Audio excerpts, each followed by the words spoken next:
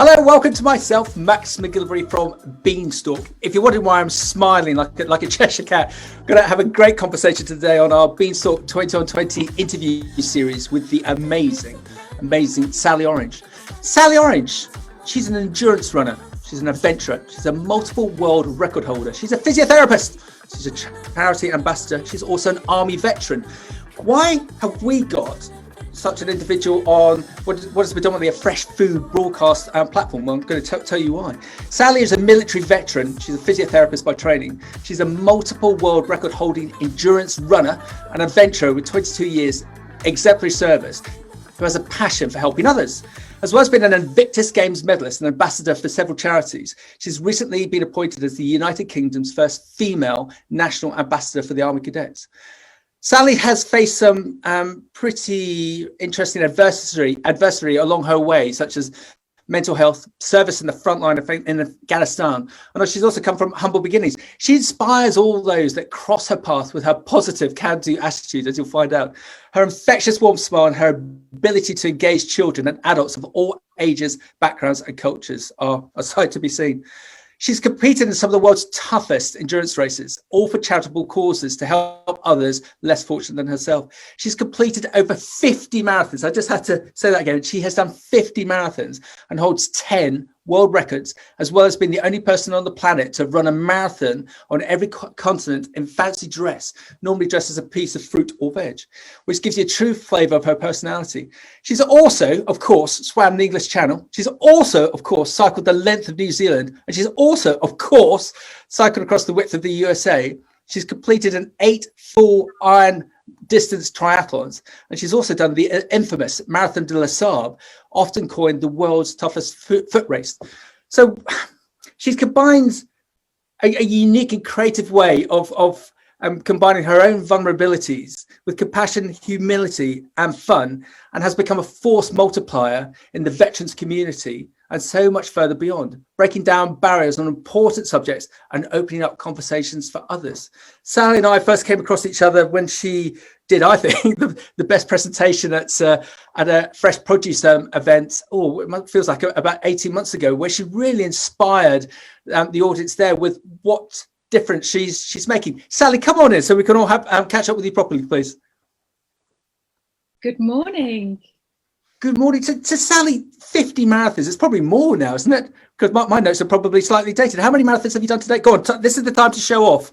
Okay, I've done 60 now. Oh! I thought you might say 51, 52. You had 60 marathons. Okay, can you name them all without taking a breath? No, it'd be too boring for you all. But there are some, as you mentioned, it's one in every continent.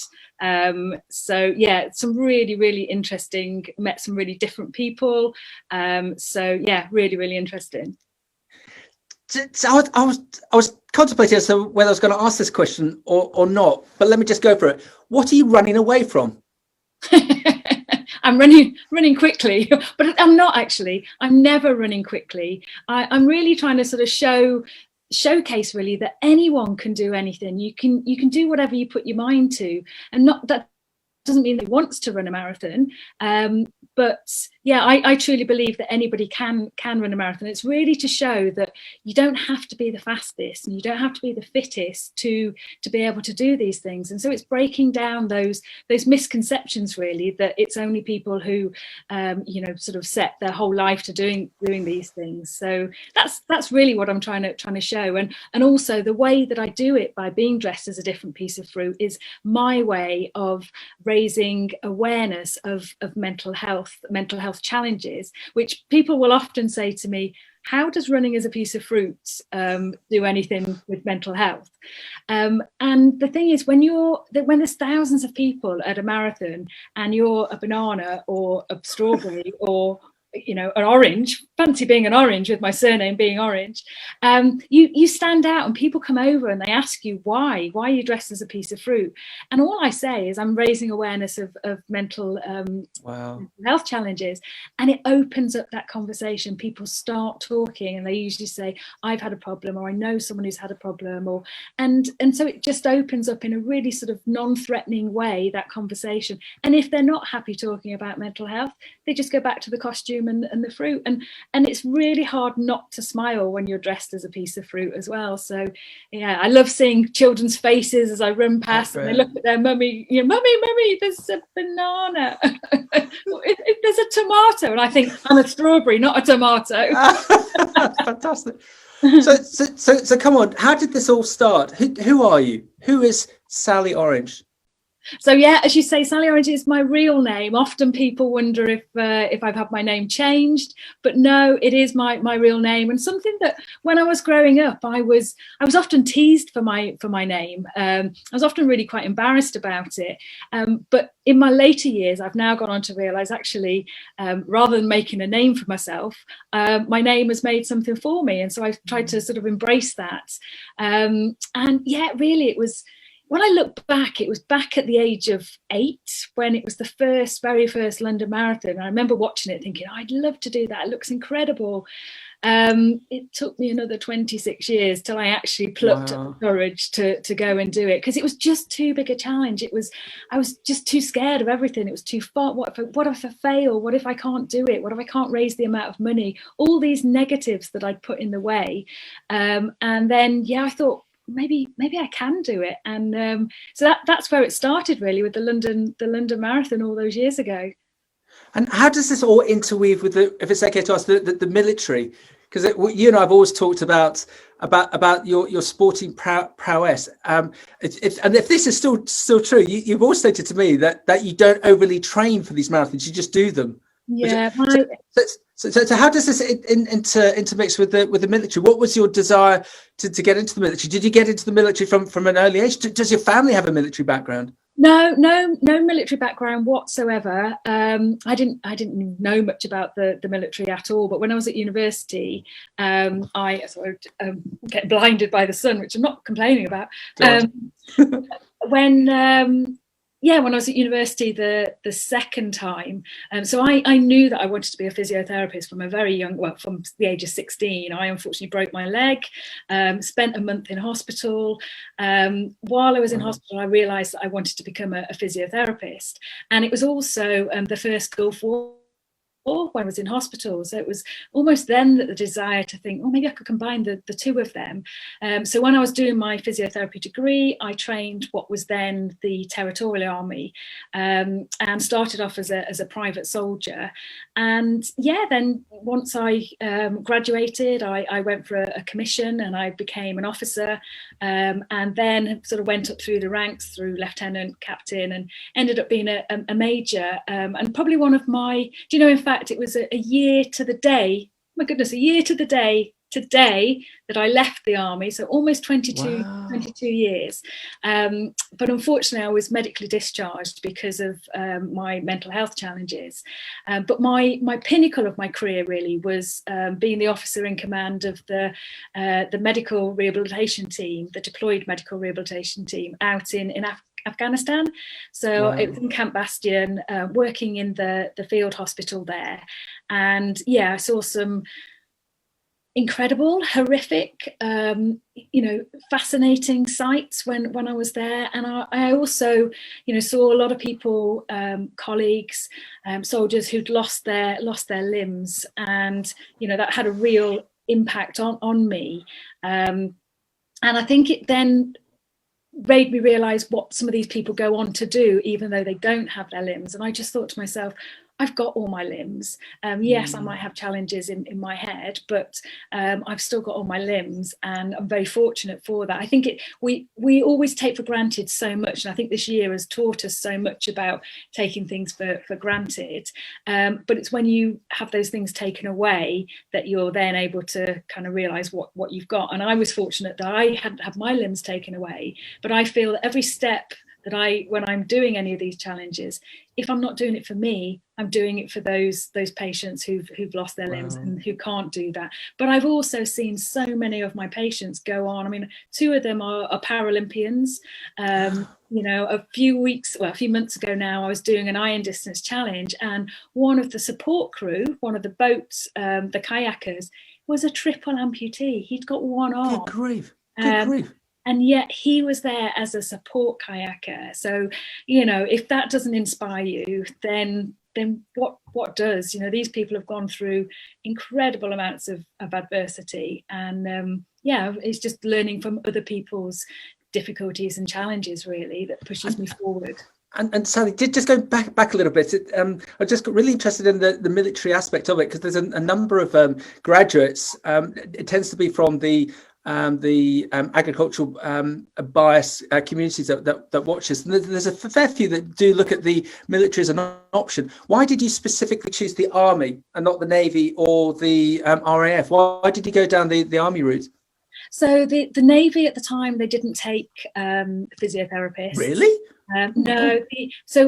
And also actually at the time there were no physiotherapists in the RAF, because you'd go into the Army and then it was tri-service. You would work across them, but you belonged to the Army. Okay. The Navy still don't have any of their own physiotherapists. The RAF have a few, but the biggest sort of cohort was the Army, and there was also the opportunity to be able to do it part-time. So when I initially started, I was doing my junior rotations in the NHS, but on a weekend I'd go and do my military sort of combat training as well. So I was able to dovetail them both really, and get the best of both worlds. So it was that until I then went full time for 7 years. So I've had a really diverse time, and I've done some incredible things. I've been very, very fortunate with some of the things that I do. And as you mentioned at the beginning, I'm now one of the national ambassadors for the Army Cadet Force, which came about this year. I thought I'd never wear my uniform again when I was medically discharged, but now I have an opportunity to inspire others, to inspire young people to achieve and reach their own goals. And really, I think sort of showing the adversity that I've come through and the challenges that I've had hopefully makes them realise that it's not always all complete success. I think sometimes people think it is if you've achieved stuff, but it's really sort of showing the challenges and the commitment and the determination that's required to reach your goals if you really want to get there. And Sally, where I find you fascinating is your complete openness about I don't want to say issues, problems, because we've all got problems, we've all got issues, but you're just so open and communicative about the challenges that you face. Why is that? Is that because that's a sort of a self-healing mechanism for you? Sorry for the jingoistic terms. And is it because you think if you're open about situations, scenarios that you've been in, that will also make other people open? Yeah, do you know what, Max? It was probably only a few months before I met you that I'd really been open about it. I've suffered with depression for 18 years, I think it is, but it's only in the last sort of 12, 18 months that I sort of have been more open about it. So I can't say it was something that initially I was open with, but once I had been medically discharged from the Army, I mean, I still felt I'd got a lot to be able to give to the Army, and on my good days I still have. And that's why I think it's so great that the Army Cadet Force have still embraced the fact that I'm open about the fact that I've had these difficulties and can prove that I can still do things, maybe not on my not so good days. But we all have not so good days. So yeah, it was then realizing that if I've had problems, well, I know now since I've been open the amount of people who've come to me and said that they've had challenges, they've had difficulties, and really want to sort of use it as a positive and help others with it as well. Again, and I was a bit facetious with my question earlier about all these marathons, the 60 marathons that you've done and everything else. What are you running away from? But with your running, as well as dress as a piece of fruit to create conversations, whether it be about eating more fruit or the mental mental awareness element of it, does it help you with your depression to actually run? Do you find that a release? Do you find that cathartic? Yeah, absolutely. I mean, it's well documented that exercise, there's the release of endorphins, and the positives that you can get for that. And it's almost like looking after your mental health, that you set yourself small goals. You know, sometimes the thought of a marathon is the same as me in a day. The thought of getting out of bed some days, or the thought of having to have a shower. You know, there's been times when I've had a shower, but I've been crying all the way through the shower, but at least I've managed that shower. And with my running, I quite often think that it's really difficult to get out of the door sometimes, and there's been many a time when I've regretted not going for a run, but I don't ever remember a time where I've been for a run and come back and regretted going for one. So the hardest part is getting out the door, but I think it's also the sense of community that you know, other runners have as well, that and that's why I'm very much not about being the fastest or the fittest. And that, again, that takes away the pressure when people say with a marathon, what time are you going for? It's almost like putting a pressure on you if you say, I need to do it in this time. So I often just say to people, I'm just going for the time of my life, because I enjoy talking to people. I like finding out their stories while they're doing a marathon. And so there's only 3 marathons that I could tell you the time for, and they're the ones that I have the Guinness World Records for. So, that's amazing. Yeah, that's why. I have to pick up at this point park run, because you know, I haven't spoken about it, but I'm sure you come across the same thing. It's fascinating, having travelled around the world a little bit, how poor we are in Britain at communicating with each other. You know, the scenario: you get out of the car in a Sainsbury's car park, and someone pulls up alongside you, and you don't say hello to each other because you instantly see each other as a threat. If you go to, or pick a country, Ghana, Kenya, Ethiopia, South Africa as a whole, everyone is happy smiles. Park run, I just love the fact that my local one, and there's normally 350 people, and everyone's a bit who don't know each other. Everyone's a bit reserved at the start of it. Then you get going. It's 2 laps around a gorgeous park, just to the west of Bury St Edmunds, and at the end of it, those you got all your lycra-clad guys who, yeah, they want to get the PBs, and then you see the men and women who are looking to make a difference to themselves, and sometimes they've got a friend who's held back,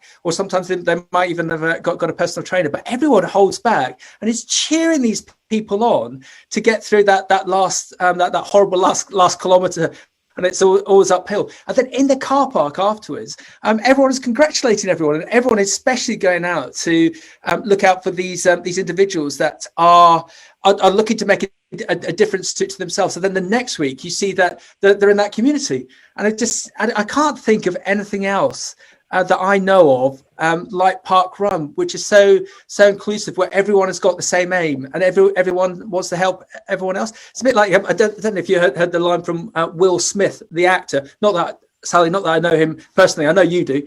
And he's always said to younger individuals, run, go and jog and run, because in running, at some point you're going to hit whatever you want to call it, the wall, or just this mental and physical fatigue. If you can get through that through running, you can get through anything. And I suspect, without trying to put words in your mouth, with you, crikey, being able to do 60 marathons. I did the Brighton half marathon, and I when I got to the end of it, I thought, how does anyone do a full marathon?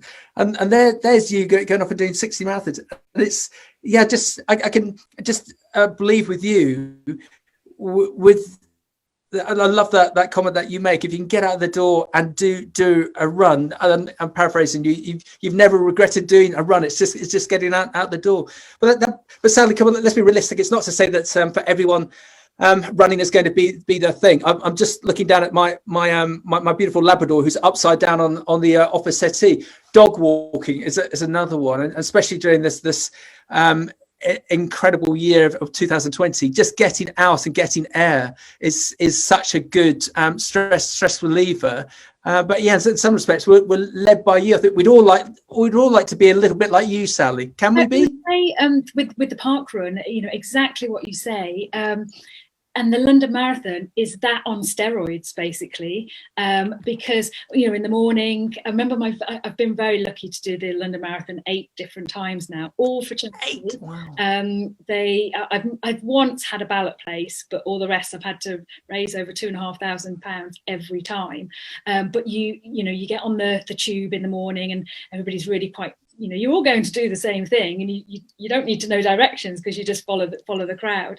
But that, I just love the camaraderie and the togetherness and the sort of sense of belonging at the end of the marathon, where you see people with their medals, families, everybody is just, cheering and sort of talking to each other. So it really is that part run on steroids, which I think is what initially, attracted that to, me to that.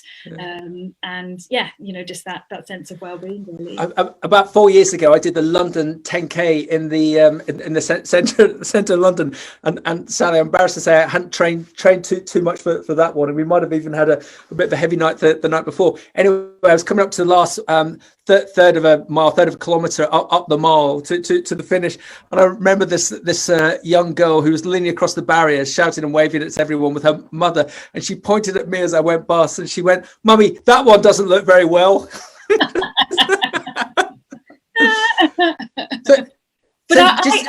I would challenge what you were saying. I totally understand. When I did my first half marathon, I thought exactly the same as you.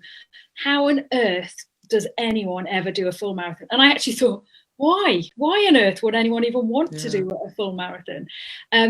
But a way that I know and think that everybody can do a marathon is, if I was to say to you, imagine that your partner, your children, your loved one was 26.2 miles away, and they were in trouble. They were not very well, and there was no trains, there's no public transport, there's no cars, there's no other way of getting there but walking. Would you get there? And I think the answer is an overwhelming yes. It doesn't mean you would get there at the same time as your next door neighbour or somebody else. But if you've got that reason and that why in you that makes you know why you're doing it, then you would get. It's just that not everybody wants to, and so I think that's the real leveler that I think that if you needed to, you could do. And that's how we wouldn't all look the same, at the end, and not everybody wants to, and that's okay as well. Some people like riding their bike or swimming or dog walking. It's what resonates with you as a person that you want to do. As a coach, Sally, the craziest marathon you've ever done? Well, I've done a couple actually. So there's one, the Marathon des Sables one, which is 6.5 marathons in 7 days across the Sahara Desert, carrying all your own kit, and it's 50 degrees temperature. So that was a challenging one. But I've done the other extremes where it's quite funny. I turned up to a marathon thinking it was a marathon in Mongolia, and it was across a frozen lake in Mongolia. And I thought it was a marathon, but it turned out to be 100 miles. No! 3 days, and I was like, wow, what's an extra 3 marathons? And I was dressed as a chili pepper for that one, because I just thought it was -50. It was, my eyelashes froze, everything froze, and I just thought, if I'm going to be freezing cold, I might as well look red hot. So there I was as a chili pepper. So and I got my nice pair out in Antarctica, and when I met Prince Harry and told him that I was going to be running next I was dressed as a strawberry when I met him, and he asked me a few days later, what am I going to be doing my next one? And I said, I'm going to get my nice pair out for Antarctica, and he just straight away just came back and said, pear rather than your melons. So, so I said, I've already got that when I run in America. Oh, that's fantastic. And as we're hopefully coming into some form of solution for the whole COVID situation, are you going to continue with this odyssey? What would you like to do over the next couple of years, marathon wise? Oh yeah, I mean, I've used lockdown to do quite a few, actually. I think I've done 7 during this year. Sorry, I've got to cut across you and apologise. When the Nightingale hospitals were being set up in the UK, sadly we have a number of people on an international basis tuning into these, especially on the likes of the podcast. Can you just explain what a Nightingale hospital is or was, and what you did for was it the Excel that you were at? Yes, yeah. So explain what the Nightingale is and what you did. So the NHS Nightingale Hospital was a sort of a purpose-built hospital that for COVID-19 was set up to almost be an overflow to the National Health Service, because so there was thousands of intensive care beds set up there to deal with the pandemic. And my background as a physiotherapist, being in the army, it was almost to me a bit like a field hospital, and it was going back into that situation. And although this was a different war to Afghanistan, it still felt like a war. So I did my induction training at the Excel, which a big conference area where it was set up, and it should have been the London Marathon that very weekend. And on the Sunday, I thought, oh well, I can still do this. I got a pair of scrubs, I got my face mask, and ran the outside of the NHS Nightingale Hospital, and every mile. So I used to work in the NHS before I joined the army, and every mile I dedicated that mile to an NHS worker, because there are so many thousands and thousands of people working, and literally from receptionists to consultants to radiographers.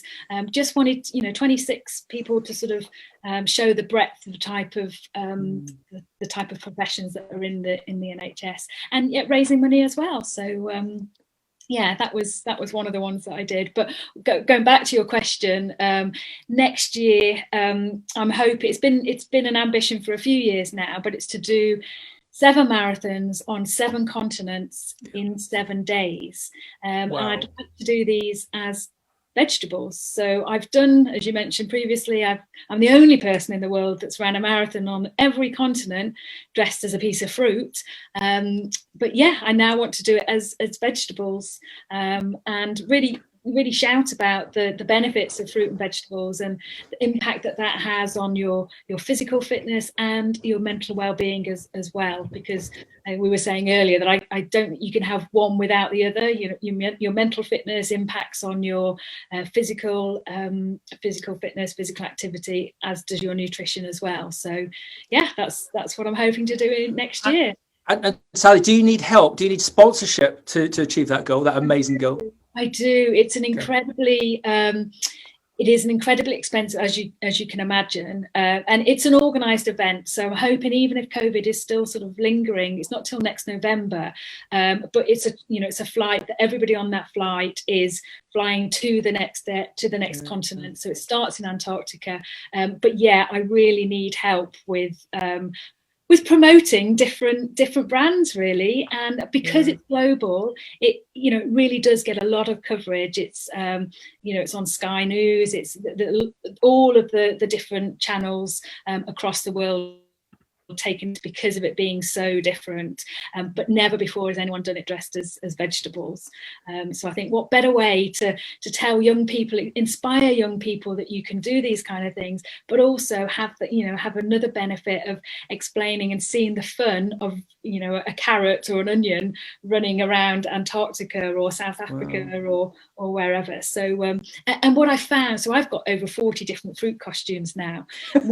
When I go into schools, I talk to young people and I get them to put on the different costumes, which they love. It's really colourful, and they really engage. And to a child, they don't always understand how far a marathon is, but they don't really need to.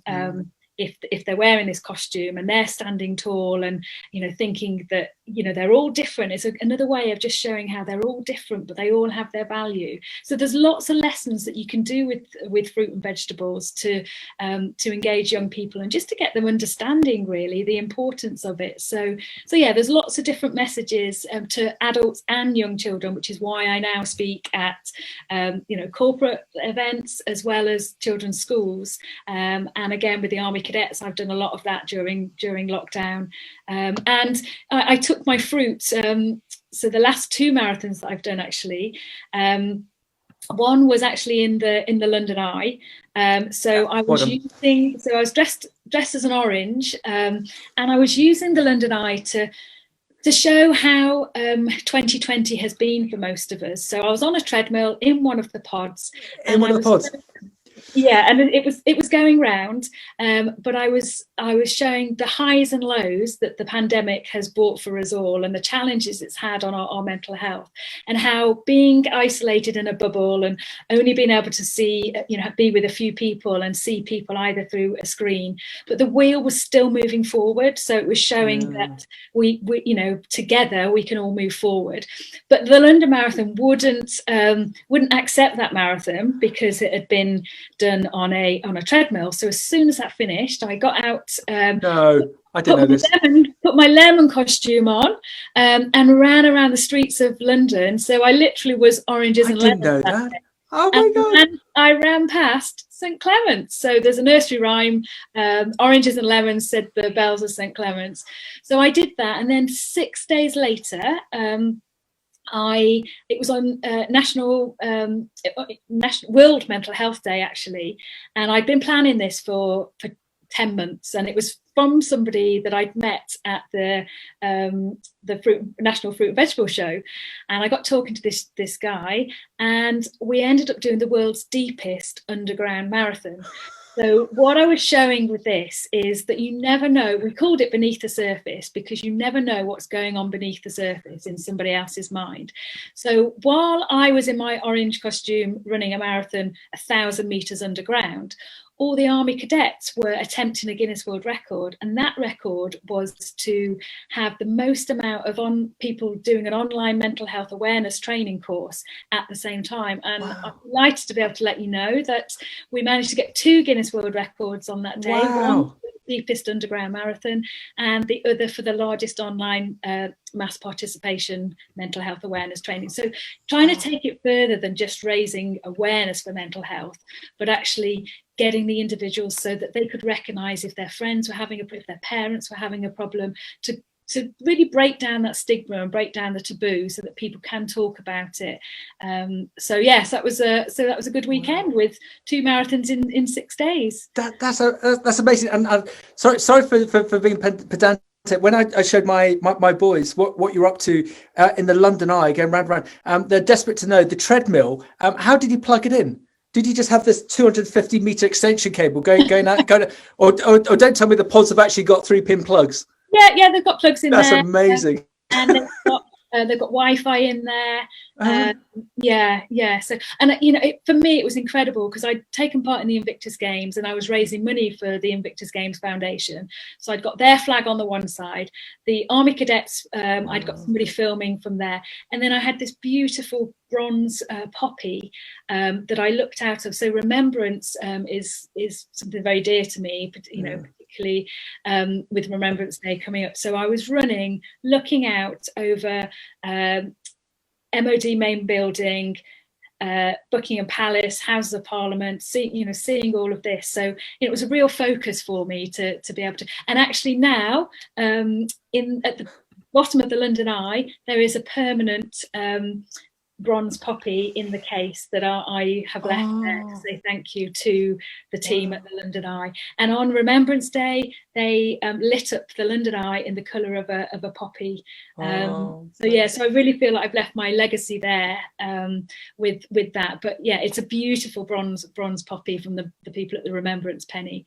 And yeah, so good things. I just think I don't know why I didn't know that you did the second marathon after doing the London Eye marathon. And I know you're not this way wide, but to talk about a snub to the London Marathon organisers, I've done a marathon. Okay, it's on a treadmill. You don't deem that as a proper marathon, right? I'll just run another marathon. It's that adapt and overcome. And if you're going to put a barrier, no putting this goal down. I'll find another way of doing it, because it was the 40th year of the London Marathon, so that's why I really wanted to. I still wanted to do it. So it was a bit bittersweet with the orange and the lemon. That's hilarious. That's brilliant. I tell you quite a funny story, because I have got a new challenge in the pipeline, another Guinness World Record, and the person that I'm having to deal with, it's going to involve quite a lot of stairs and climbing stairs, so apples and pears as we call them in London, and the person that I'm dealing with is called Mr. Lemon. So I emailed and I said, I know you're going to think this is a joke because my surname's Orange and your surname's Lemon. I said, but I'd really like to look at, setting a Guinness World Records up the apples and pears with the stairs. And he was like, I'm pretty sure we can do something with this. That's amazing. Hopefully in the new year, we're getting a really fruity angle on this new building in London. Wow. What to do a marathon?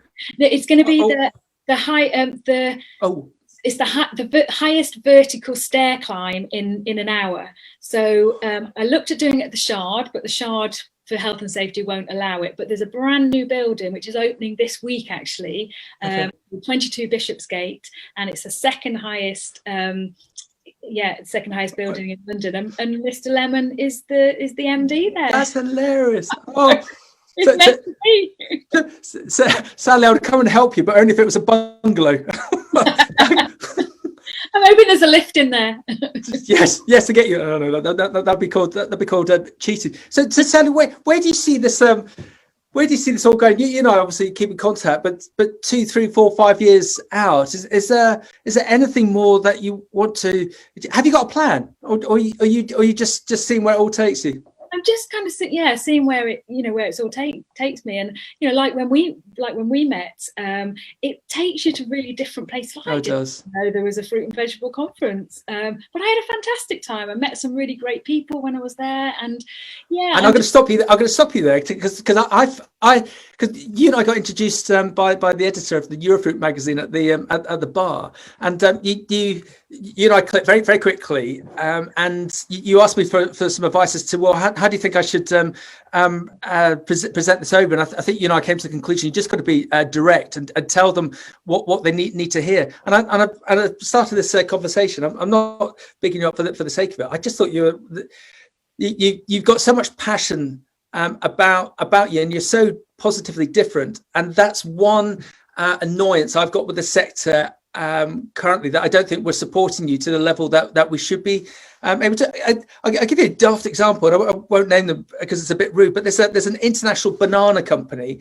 who in UK summer of this year decided it would be a good thing to do to sponsor a bunch of London double-decker buses. So they got the bananas all down the side of these London double-decker buses. No one's in London. Why is that? Why should they not be actually looking to be associated with you and assist you? And likewise, other fruit and veg companies, because I think the amount of publicity that you are getting and will get with a bit more of additional push, you could just see an individual like you should be on all networks in the UK, but also internationally, as you have been, but even more so because of the whole aspect of promoting the military, promoting mental awareness, and promoting healthy eating, promoting kids. So I think there's so much more that can be done, and we would love to help you with that. Just in our little warm up, we were. If it's okay to talk about your book, can we talk about your book that's coming? Yeah. So just tell everyone about your book, please. So it's called A Fruitful Life by Sally Orange. So very short, punchy title. And as you said before, it's almost more like a magazine because there are lots of photographs in there. Because as I say, I've been to some incredible places.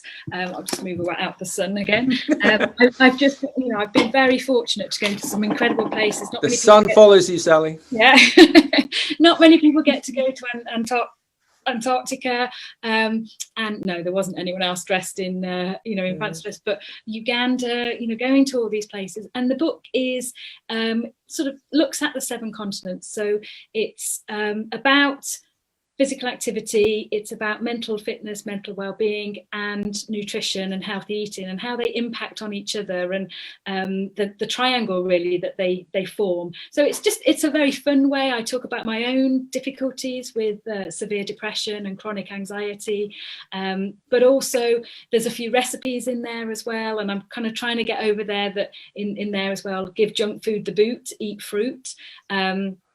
So yeah, there's lots of different messages in there for young and old, really, and some really fun pictures with the different fruits. And I've had really good fun. Can you show us the family?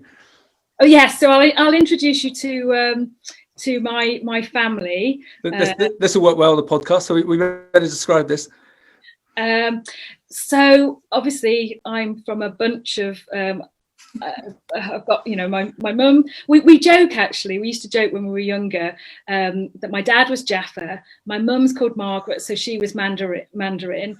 I'm Sally Satsuma, my brother is Peter Pip, my other sister is Claire Clementine, and my little sister, she's called Helen, and there aren't any any fruits, any oranges that begin with an H, so we just called her Squash.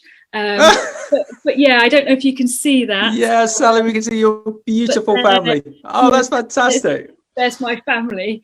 But yeah, I've had really, really good fun with and not forgetting, of course, the dogs that we have. So we've got the 2 dogs there as well. Excellent. have they, Sally, have they got names? They're not fruit related though, unfortunately. Okay. Maybe should but yeah, just it's incredible what fun. I think I was showing you some of these before. Brilliant. Excellent.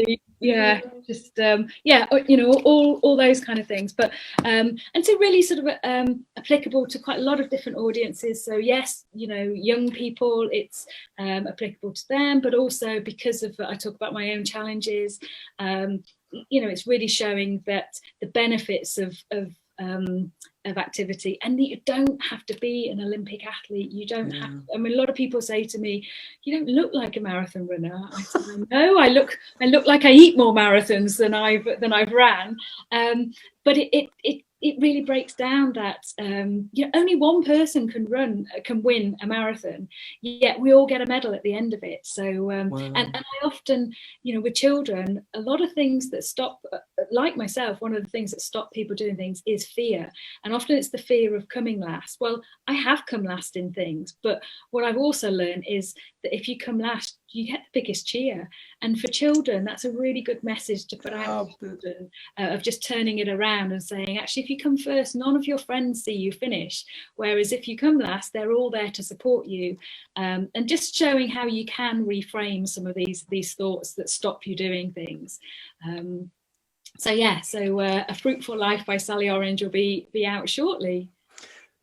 Sally Orange, how can we, with Beanstalk and all of our followers and all of our UK, EU, international connections, how can we help you to promote the good courses that you're looking to promote yourself? How can we help you?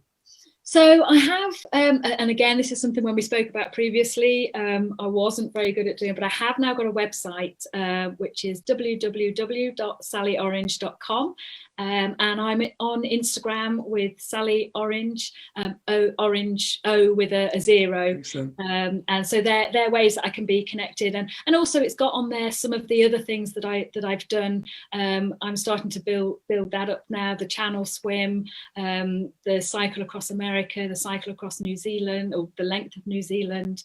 The Ironman triathlons, again dressed as different pieces of fruit. So we talk about the marathons, but the Ironman triathlon is a 2.4 mile swim and then a 112 mile cycle. Wow. After you've done that, I'll just pop on a marathon at the end of that. So and again, I've done them dressed as a slice of lemon. I've skied, in fact this year I skied 250 kilometers in Norway in temperatures of -40, dressed as a slice of orange. So I don't go far without my fruit costume. And I was due to go to the North Pole this year, and that couldn't happen. So what I did, I still did a marathon on the day I should have been at the North Pole. I put my Arctic kit on, I put my slice of orange on, and I did it around the house and garden.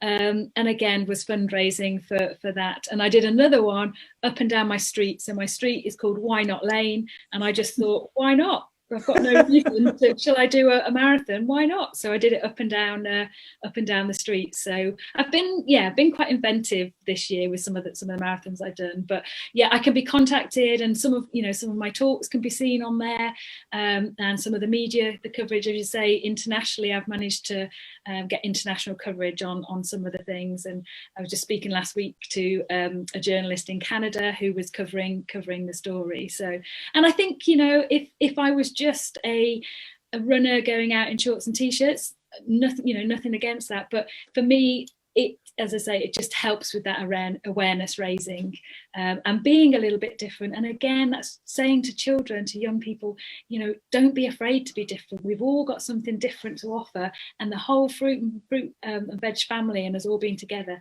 they can see the value of that. And it's just a really good way to be able to teach them. I think you can do so much teaching with fruit and vegetables. There's so many aspects of it that you can bring into so mmany different parts of the curriculum. Everyone who's listening on the podcast series, you just have to explain that while Sally's been talking, she's had the beautiful sunlight streaming in. I remember meeting an amazing grape grower in South Africa in the Hex River Valley, and he said, Max, when you meet children, you must tell these children that we grow sunshine, that our grapes, we grow sunshine. And just looking at Sally moving around when we've been talking, because of the sun follows Sally. I think we really need to, and I'm a bit embarrassed that I haven't been able to do more since Sally and I first met up. But I think actually now there's a pivotal moment for the sector and people in general to follow Sally, because Sally is such an inspiration to all of us for all the reasons that we've discussed, whether it's looking at positive ways to counter mental illness, positive ways to get kids interested in eating amazing fruit and veg, and to hear more about their stories, that we as a trade should get more involved with Sally. And also as a consumer, you should start looking at and following Sally, and it goes without saying, we'll put all the links on the various postings that we do. Sally, we'd love to follow you when you go live with your book, as we said earlier.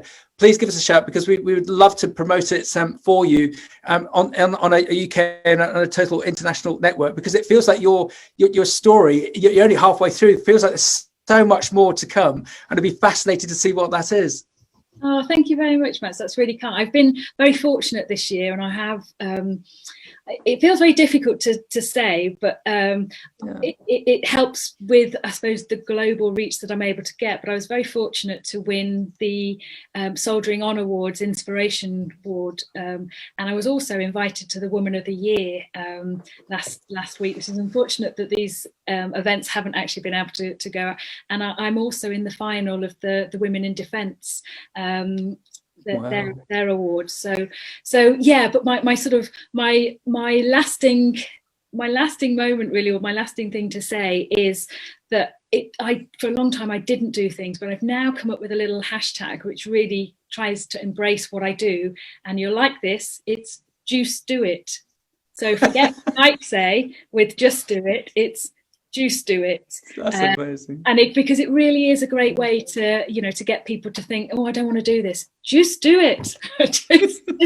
just get out there and do it. So Juice Do It. And whilst we've been talking, I've had 5-6 WhatsApp messages saying, can they have your signature? Of course they can, yes. Yeah. And why not let your logo on my orange costume? Sally, thank you very much. It's been fascinating. We wish you all the best for the future. It's going to be amazing to follow you. Thank you. Keep in contact, and yeah, it'd be great to get in contact with people and show more of the story, the orange story. Well done, Sally. You keep safe. Keep running. Keep safe. Thank you. Thanks. Bye. Bye. Bye.